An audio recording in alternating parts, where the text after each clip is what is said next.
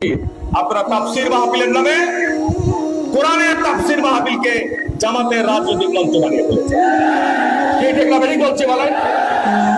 আপনাদের এই মাহফিলে কি কোরআনের কথা হয় না বাইরের কথা হয়?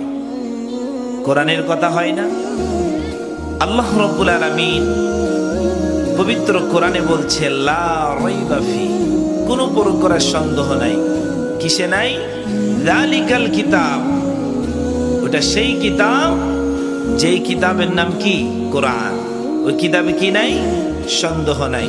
হুদাল লিল মুত্তাকিন, এটা হলো মুত্তাকিনদের জন্য একটি গাইড স্বরূপ, দিক নির্দেশনা স্বরূপ, একটি ক্যাটালগ।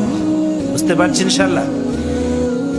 তাহলে যেই মঞ্চে যেই জায়গায় কোরআন এবং হাদিস থেকে আলোচনা হবে, যেই জায়গায় জীবন চলার পথকে সুন্দর সমৃদ্ধশীল করার জন্য বক্তা বা আলেমরা দিক নির্দেশনা দিবে, এটা আপনাদের দৃষ্টিতে ভালো না খারাপ? চিল্লা বলবেন। হয়তো আমি জানি না, আল্লাহ তাআলা যদি আপনার প্রতি রাগান্বিত হয়ে আপনার প্রতি গজব নাজিল করে আপনার অবস্থা খারাপ হয়ে যাবে। কথা ঠিক না বেঠিক?